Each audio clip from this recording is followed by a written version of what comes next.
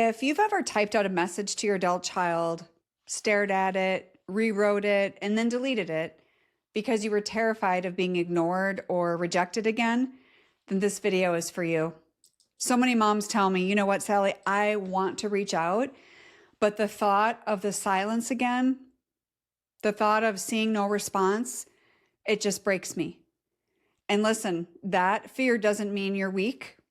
It doesn't mean you're given up. It means you've been deeply hurt by someone you love. And it means you're trying to protect your heart that has already taken more rejection than you ever thought possible. So today I want to help you understand why that fear feels so big and how rejection impacts your nervous system and what it looks like to reach out in a way that doesn't push them further away, rather something also that doesn't leave you as a mom feeling shattered. So I have 4 points for you in regards to this. So let's dive right in.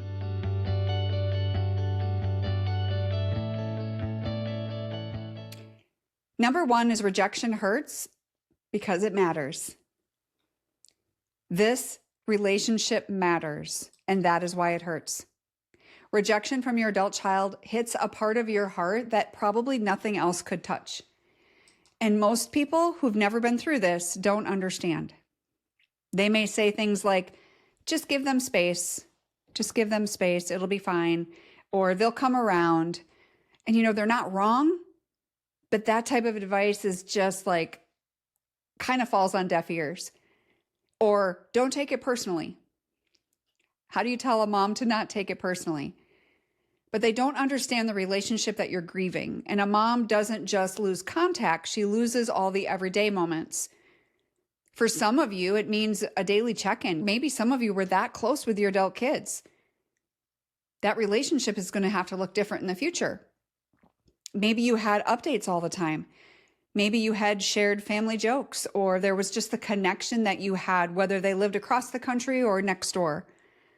But the identity of I'm their mom and we're okay was gone. This is why rejection from an adult child creates this ambiguous loss, which is that grief with no closure. You're still here, they're still here, but the relationship feels gone. And that is one of the hardest emotional experiences a mom can live through.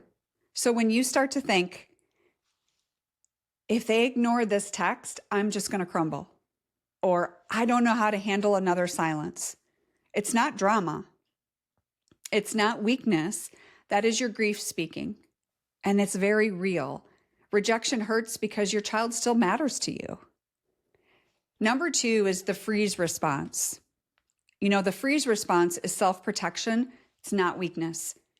Let's talk about the moment you open the text message screen. Your heart starts to speed up. Your blood pressure might go up. You start overthinking. Your stomach drops. This isn't you being fragile. This is your nervous system bracing for another emotional hit. Our bodies are just designed. We're amazing, amazing beings.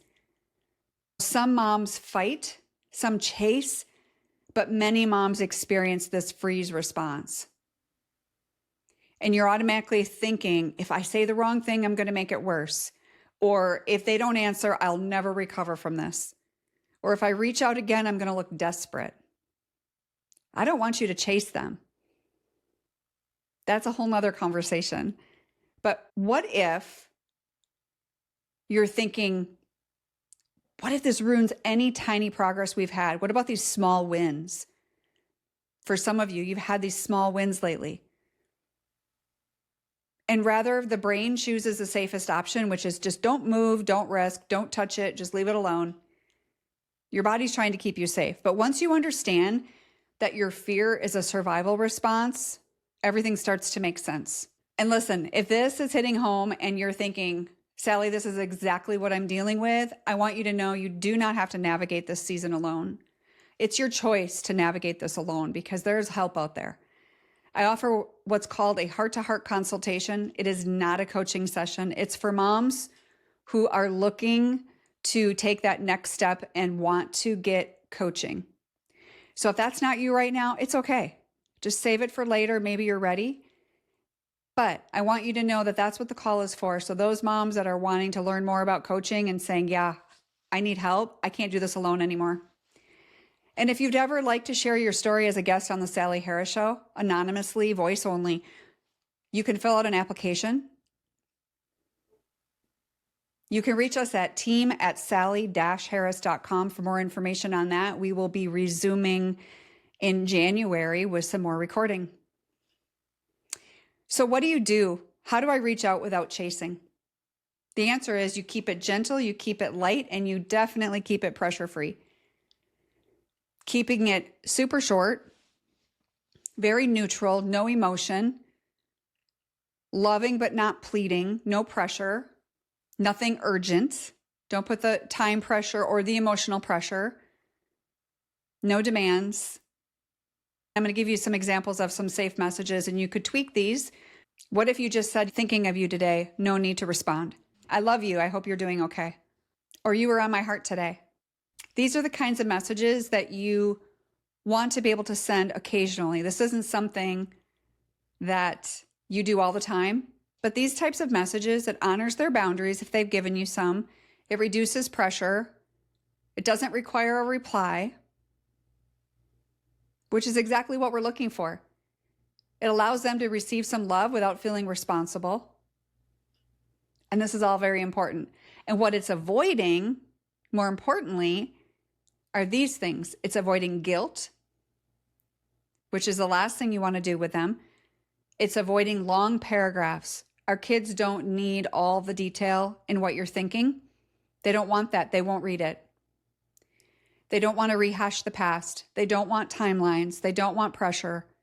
They don't want shame. They don't want any emotional weight. Because if they have put some boundaries around you, they have their own emotional weight that they are dealing with. Or if you say, why haven't you responded to me? Or we need to talk, that's all pressure. You want to extend an olive branch, not a demand. So I hope this helps you, because the purpose of these messages is not to get a response. It's for you as a mom to know that you tried, that you have these touch points, letting them know you're here. I love you. I'm not chasing you, but I want you to know I'm thinking of you. And number 4 is your worth is not measured by their response. Just because they don't respond, how does that make you less of a person? This is where most moms get stuck. You know, their silence is not a report card on your motherhood. It's not a measurement of your value as a person or as a woman or as a mom. It's not a verdict on your character. And it's certainly not a reflection of all the years you loved and poured into them. Their lack of response or their response typically will reflect their current capacity to have this relationship with you. It will reflect their pain. It will reflect their current mindset, their emotional capacity limitations, all of these kinds of things. They have their own inner conflicts. They may have other conflicts in relationships that you know nothing about, but it is not an identity for you. It is not your worth. And I think what we need to know is that you can love them deeply while still protecting your own heart. And you can reach out without giving them control over your identity. And that's the balance that I just want every mom to learn. Is you can have hope in one hand and your own healing in the other. You don't have to lose one to keep the other. You need both. So I hope this helps you today. I will see you in the next episode. God bless.